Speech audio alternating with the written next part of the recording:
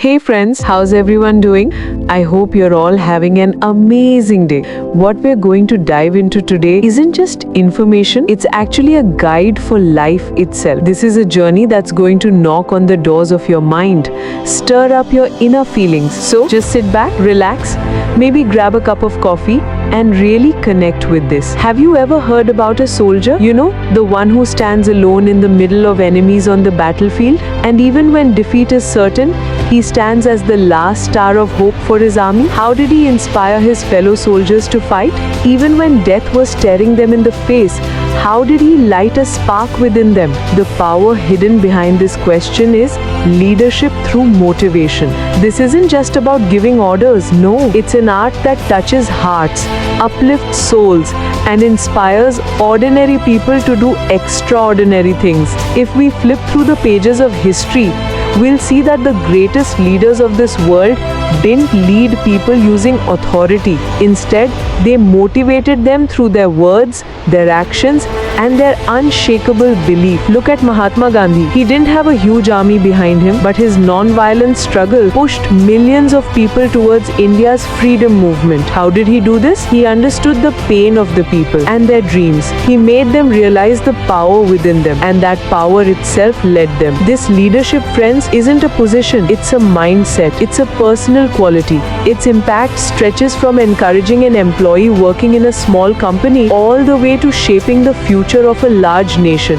But how do we create this motivation? How do we sow seeds of hope in the hearts of others? This isn't a secret, it's a skill that all of us can learn and develop. A few years ago, in a small village, there was a farmer named Raman. He always had a smile on his face. He was an inspiration to everyone working in his fields. One time there was a severe famine, no rain, and the crops withered. The entire village plunged into sadness. Many started selling their lands and moving to the city. But Raman didn't give up. He gathered his villagers. Friends, there's no rain right now. That's true. But who said it won't rain? If we try, the sky itself will make way for us, he said. He didn't just speak with words. He himself took a shovel to his dry field and started working. The sun was scorching, but he toiled. See, his perseverance sowed a new hope within the villagers. Seeing Raman's actions, everyone went to their fields and started working. They had shovels in their hands, but hope in their hearts. A few weeks later, the sky darkened and it poured with thunderous rain. The villagers turned to Raman, their eyes filled with gratitude. What did Raman do? He removed fear and lit the light of hope. He led by example and others followed him. This is leadership through motivation. If you want to lead people, first you need to understand them. You need to know their dreams, fears, and aspirations.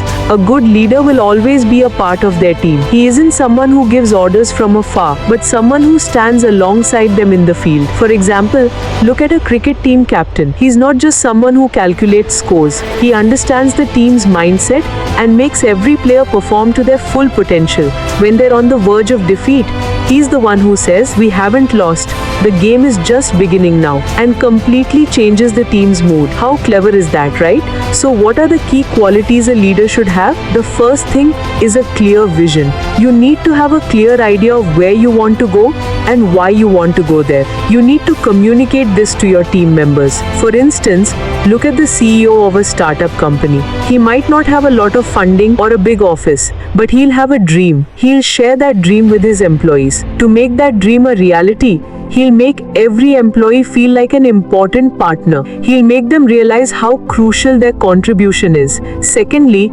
communication skills. How beautifully and clearly you convey your vision to others is really important. A leader's words shouldn't just be noise. They should be a power. One word can change a team's morale.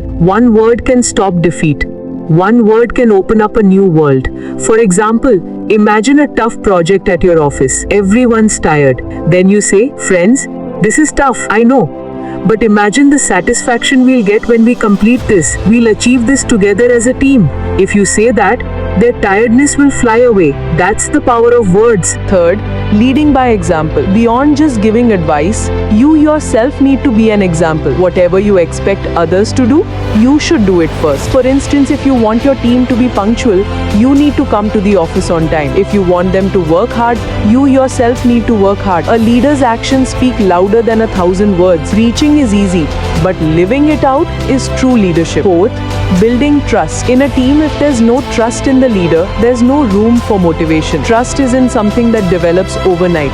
It's built through daily actions, honesty and transparency. Your team members need to trust you. They need to feel that the decisions you've made are for their benefit. A leader is like a family head. Just as family members trust him, team members also need to trust their leader. Once, a big company faced a financial crisis. Many started leaving their jobs. That's when the company's leader made a decision. He cut his own salary and asked other top officials to do the same. We are all in the same boat. We are a family. We will all get through this difficult time together. He spoke openly to the employees. See, his honest approach reinstilled trust among the employees. They worked hard for their leader.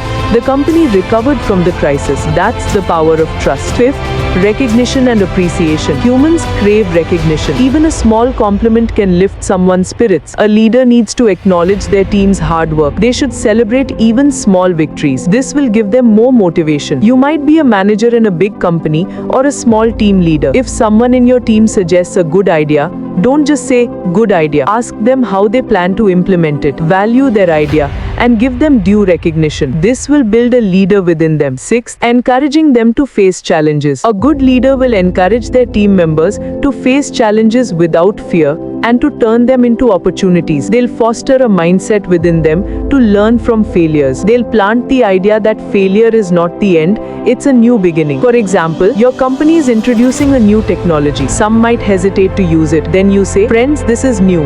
I know it'll be tough at first, but if we learn this, our work will become even easier. I'm with you. We'll all tackle this together." If you say that, they'll gain confidence. This leadership, friends, isn't a one-way street. It's a continuous journey. You need to learn daily, grow daily. You also need to focus on your team's growth. A good leader is someone who creates many leaders behind him. This is the essence of true leadership. If someone in your team falters, don't criticize them. Give them a hand.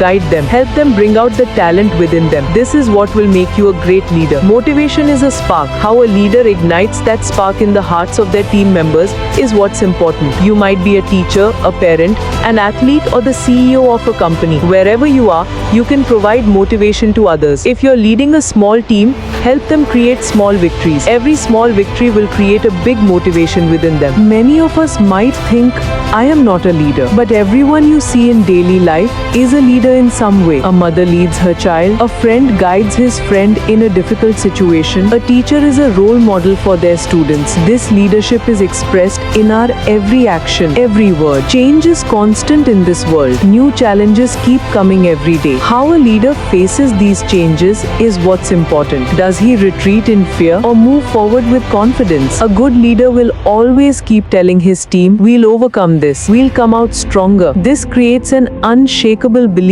within them. You might work in a big company or start your own business. Wherever you are, develop your leadership skills. Inspire your team members. Give them a clear vision. Trust them. Give them recognition. Encourage them to face challenges. This is what will make you an extraordinary leader. Once, a sculptor saw a large stone. He knew that a beautiful statue was hidden inside that stone. He started carving the stone. Every strike, every tap gradually brought out the statue. Each of us is like a sculptor, friends. We need to carve out the leadership within us. We need to help bring out the motivation within others. This is a long journey, but it's a meaningful journey. Our life is like a river. Sometimes it flows calmly, sometimes it rages wildly. How a leader navigates this river is what's important. Does he build a bridge or teach them to swim? A good leader should consider their team members as equals. They should allow them to act independently, forgive their mistakes, and learn from them. It's a two-way street. What we are talking about here isn't just theories. It's about the leaders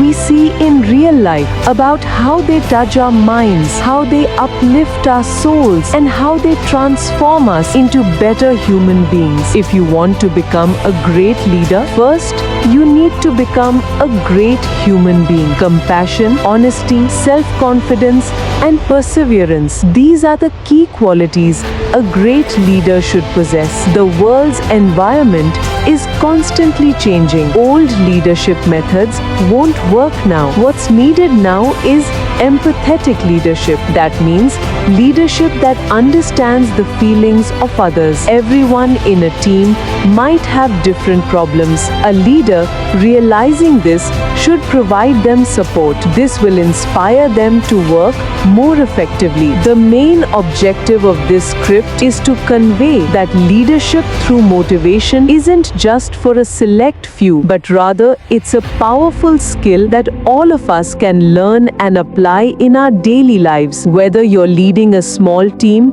or are the head of a large organization, your approach will determine your success. Whatever goal you want to achieve in your life, motivating others is a crucial step. You might be a teacher, inspiring your students to study and pursue their dreams. You might be an athlete, inspiring your teammates to win. You might be a parent, inspiring your children to grow into better individuals. This leadership is everywhere. At the end of this journey, one thing becomes very clear. A true leader doesn't lead people with their authority. Instead, they lead them through their motivation, belief, and exemplary actions. They consider their team's success as their own success and their team's failure as their own failure. This is leadership through motivation. This is the true way to inspire others. Friends, this special journey ends here today. I hope this conversation has opened the doors of your mind and brought out the leader within you. To become a great leader, find the motivation within yourself and help bring out the motivation within others too. If you found this story helpful, please don't forget to subscribe to our channel Dhilai. Why, for what, how. This will help us create more inspiring videos like this. See you in the next video. Stay safe and take care of yourselves.